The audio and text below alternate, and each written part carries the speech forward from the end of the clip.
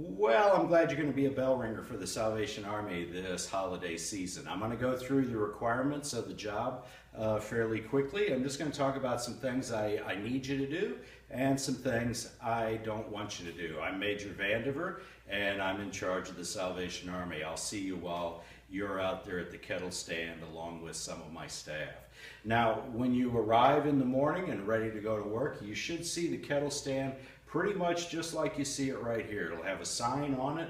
The kettle will be locked on the stand, and hanging on the kettle will be an apron, and in the pocket of the apron you'll find a bell.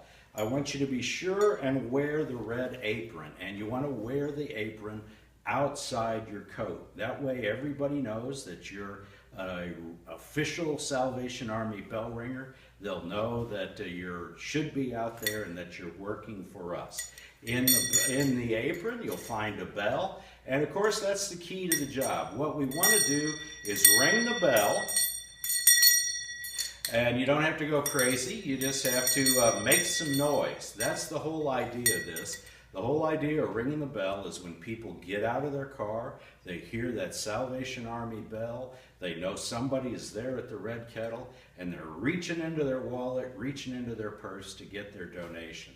They're going to come up and they're going to put their donation in the kettle. Now sometimes folks will just toss it on there, then it'll be laying on the top of the kettle. Of course we don't want it to blow away. Just use the handle of the bell and push the donation down in the kettle. You want to be careful that you don't handle the donation. Every year I get a call that somebody thinks the bell ringer is stealing the donations. So don't take money from a donor. If they give it to you, if they offer it to you, just ask them to put it directly in the kettle.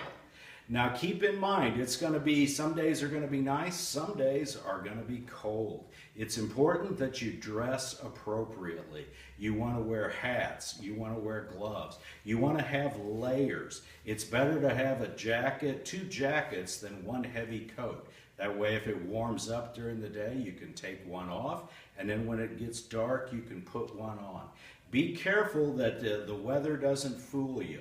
Sometimes it's really nice in the morning when you go to work, and later on as the sun goes down, it gets really cold really quickly. So be sure you dress appropriately.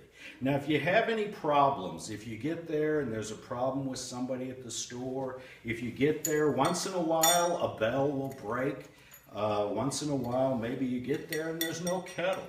Back on the back of the sign, you're going to see a little white label. It's going to have a phone number. It's going to have some instructions. Just call that number and tell us where you're at and what the problem is. We will come out to you and deal with the problem. If you have any problems with the stores or with the store staff, just call us, let us take care of it. Now I want you to remember, we are guests at that store. The store does not have to let the Salvation Army or you be there. So I want to make sure that we're good guests at the time that we're in front of the store. If you have any problems, call that phone number. I or one of my staff will be out to take care of it. Now there's a couple of things you can't do, okay?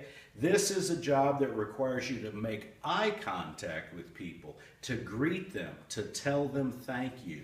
You can't do that if you're grooving to the tunes with your earphones on. You can't do that if you're looking down playing with your cell phone. You can't do that if you're on the phone smoking a cigarette. Don't do those things at the kettle. There's no earphones allowed. Please, no smoking, no playing games on your phone, no taking photos of the donors or the stores at the kettle. Now you'll notice I'm standing.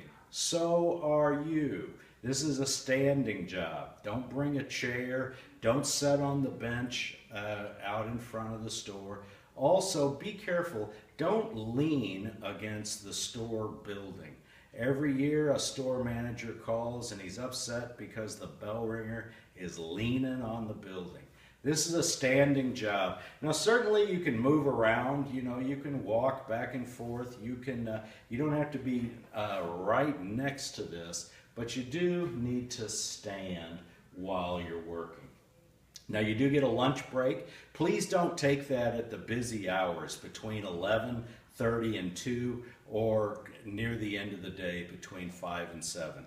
Take your lunch break in the middle of the afternoon. If you're at a store like Walmart with 2 doors, work with your partner bell ringer there so that one of you's on break and one of you is still ringing. Don't both of you leave at the same time. Let me just mention too, once in a while, a good, well-intentioned donor will want to give you a tip. Well, you're a bell ringer. You're not a waiter or a waitress. There's no tips in bell ringing. Any donations, any cash, any coins belong to the Salvation Army. Just explain to the person that you can't accept a cash gift. Now let me mention also once in a while, sometimes the store, sometimes a donor will offer to buy you a hot coffee, a hot chocolate. Sometimes people will even offer to buy you lunch. If it's something like that, if it's a beverage or food, you feel free to accept that. Just be sure you let that person know that you really appreciate them and you are thankful for that. One other thing, if people ask you to move the kettle stand away from the door, be sure you call the number and let us know. Sometimes well-intentioned cart guys or door people want the kettle stand moved, but if we move it away from the door, we don't make any money. So if you have anybody say you've got to move the kettle stand, call us, let us know where you're at, we'll come out and take care of it. Now when the day is over, I know you want to take this lovely apron home and use it, but you've got to take it off and leave it. Put the bell back in the pocket of the apron and hang it up on the kettle stand just like you found it that morning. Now if we haven't been by to pick the apron and the kettle up, don't worry, you're free to leave. It's locked on, it's under good security, you're free to leave. You don't have to wait for us to show up to pick it up. But be sure that the apron and the bell is there so that we have that for the next day. Don't forget that you're representing the Salvation Army. We've been proud to serve the poor and needy in Siouxland for 125 years. Your work is important because the money we raise at the Red Kettle campaign goes to feed and house and clothe and provide all sorts of other things to folks in need here in Siouxland. So I hope you take pride in what you're doing. This is a job, but you're also helping our friends and neighbors to have a great and Merry Christmas. I hope you have a great and happy Christmas too. Thanks for working for the Salvation Army this year.